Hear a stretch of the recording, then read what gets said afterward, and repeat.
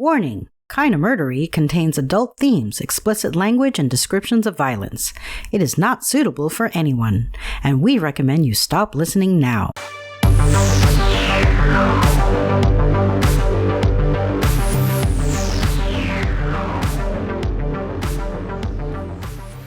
I'm Zevin Odelberg, and this is Kinda Murdery. Before we start today's story, I'd like to take a moment to recognize that it's Memorial Day weekend.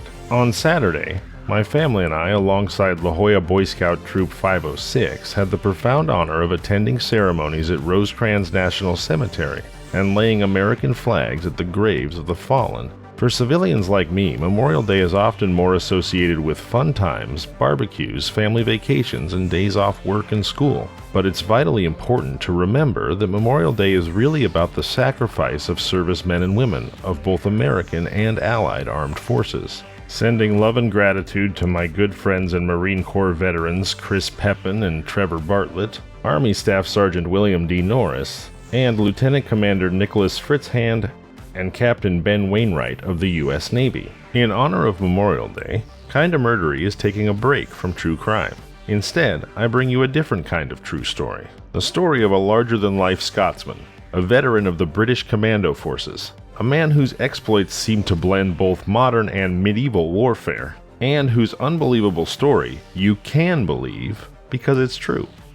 He's the only man in World War II to kill a Nazi with a bow and arrow. Kinda Murdery's Mad Jack Churchill starts now.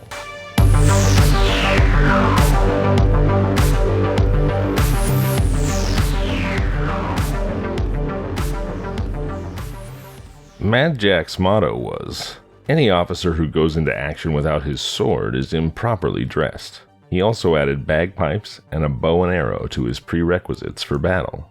Jack Churchill was born in 1906 into a background that was typical for the period. His father held senior administrative and engineering posts in the colonial service, being based at various times in Ceylon and Hong Kong. The family was back in England in Dormansland, Surrey at the time of Jack's birth. Although his father's family came from Oxfordshire, his name, like that of his younger brothers, reflects Scottish Highland ancestry. He was christened John Malcolm Thorpe Fleming Churchill. Jack and his brothers, Tom and Robert Churchill, would all achieve fame from their exploits in World War II. Like Jack, Tom joined the Manchester Regiment and then the Commandos, becoming a Major General. Youngest brother Robert, known as Buster, became a Royal Navy lieutenant, serving in the Fleet Air Arm. He died in action in 1942. Jack Churchill was educated at the Dragon School in Oxford, King William's College on the Isle of Man and Sandhurst. In 1926, he was commissioned into the 2nd Battalion, Manchester Regiment. This was the start of an adventurous career that began when he joined his battalion in Rangoon and was sent to do a signals course in Pune. On completion of the course, he drove a Zenith motorcycle 1,500 miles across the Indian subcontinent, crashing into a water buffalo at one point. In Burma, he used to cross railway bridges that had open sleepers by stepping onto the sleepers and pushing his bike along the rails.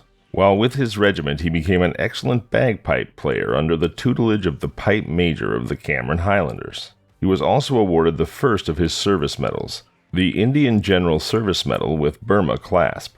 Back in England, army life seemed dull, and Churchill left in order to travel and build a career as an actor and entertainer. He is said to have had a role in the 1924 film The Thief of Baghdad, in which he showed off his archery skills. Having remained on the reserve officer list, when war broke out, he was recalled to the colors. His regiment was part of the expeditionary force to France. Churchill used his bow and arrows while on patrol, knowing that the bow was an extraordinarily effective weapon in skilled hands as it was silent and accurate up to 200 yards. Jack was a crack shot with a rifle or a pistol, but he had a true talent for archery too. Before the outbreak of war in 1939, Jack was in Oslo, Norway, competing in the World Archery Championships. In 1939, the championship was in its 8th year, and it still runs today. But during the war years, it did not run, and Jack Churchill had to find another venue to display his abilities as an archer. He took himself and his bow back to Britain. The fighting around the ancient port of Dunkirk in northern France in 1940 was some of the fiercest the British Army had seen. All across Europe, the chaos of war was escalating rapidly. Countries fell, governments were replaced, maps were redrawn. The steady advance of the enormous Nazi war machine seemed unstoppable.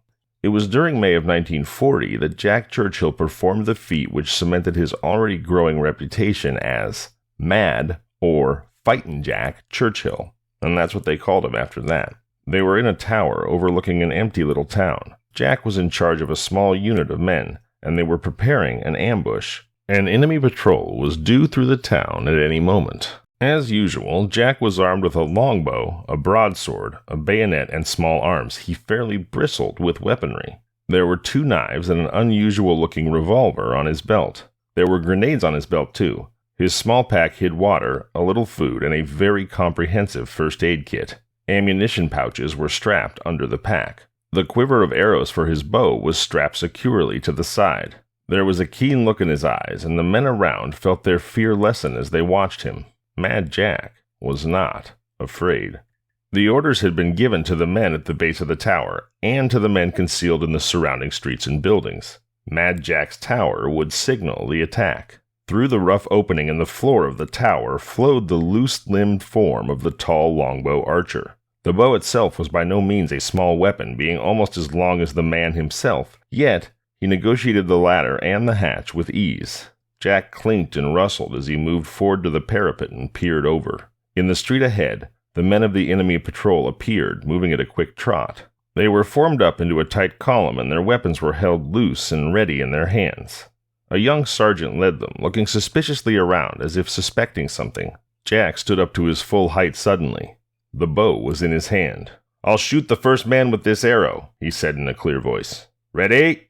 The arrow he fitted to the bowstring was very long and very straight. The point of the arrow was heavy and barbed. The feathering at the back was clean and neatly clipped. There were another 19 in the quiver. In one flowing practiced motion, Mad Jack took his stance, raised the bow, and released the deadly missile. The bowstring thrummed heavily in the tense air, and the arrow crossed the distance between Churchill and the sergeant at a terrifying velocity. The sergeant raised his eyes to the tower. He took in what was happening in an instant. He was raising his hand and taking a breath to shout when the arrow hit him in the soft spot at the base of his neck. He was dead before he hit the ground. Jack's tower was full of soldiers raising their rifles to their shoulders. There were soldiers in the buildings on either side. Sudden machine gun fire peppered the ground behind the patrol. They dropped, sought cover, tried to return fire, but they were pinned down by Churchill's unit. The man himself appeared with the sword in his hand at the bottom of the tower, leading a group of men with him. He sprinted forward, keeping his head down as he ran. Above him, the men in the tower provided covering fire. He heard the machine gun again and a barrage of rifle fire. Then he held up his sword and yelled, "Charge!" The men around him began firing and yelling as they surged forward to engage the patrol. But Jack slipped to one side. He counted to 10. The patrol was fighting hand to hand and pressing forward against his unit. The suppressing fire slackened. Jack ran at full speed into the side of the press of enemy soldiers, vaulting a low wall and laying about himself with the broadsword. He felled 3 of the enemy before they were even aware of him, and another 2 as they were turning to face him. Then he shot 2 at close range with the revolver in his left hand, and somebody shouted out in German and raised up a bit of white cloth. The German patrol surrendered, laid down their arms, and were taken prisoner. That day, Jack Churchill became a legend. When his company was trapped after the Battle of La Épinay near Bethune, Churchill killed the first approaching Nazi soldier with his longbow. Then, he used 2 machine guns to fight back until the guns ran out of ammunition. He managed to get the remainder of his company to safety by leading them through the enemy lines at night, despite having been shot in the shoulder. Churchill was a natural for the commandos, and in 1941 he was second in command of the unit that raided the Nazi garrison's stores and fish oil factories in Vågsøy, Norway. Sir John Hamerton, in his 9-volume History of the Second World War, noted that Churchill encouraged his men by playing his bagpipes. In fact, Churchill leaped into action playing the March of the Cameron Men on the pipes and then hurled the first grenade before charging onward. He was wearing a basket-hilted broadsword. Some remarkable film footage shows both the raid and Jack Churchill playing his bagpipes on the deck afterwards, while the rest of the unit dances to a Highland fling. Churchill was awarded the Military Cross for his bravery in battle during this raid, and for his bravery in the Battle of La Épinay. The remainder of Churchill's war experience was just as astonishing. He led troops through Sicily during the Salerno landings, encouraging them as always with the sound of the bagpipes. Using just his sword, he was responsible for the capture of 42 German troops and a mortar crew. Although recommended for the Victoria Cross, he was actually awarded the Distinguished Service Order twice. Later, he fought in Yugoslavia, where he was captured and sent to the Sachsenhausen concentration camp. He is said to have been playing "Will Ye No Come Back Again" on the bagpipes when a grenade exploded nearby, knocking him out.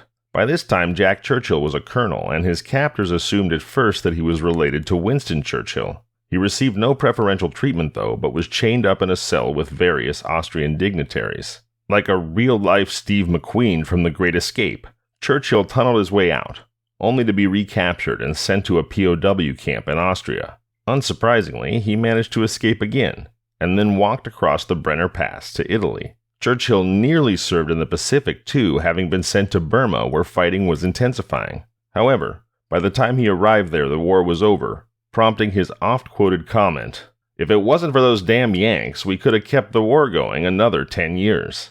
After the war, Churchill served with the Seaforth Highlanders and then the Highland Light Infantry, saving the lives of 500 patients and staff at the Hadassah Hospital near Jerusalem.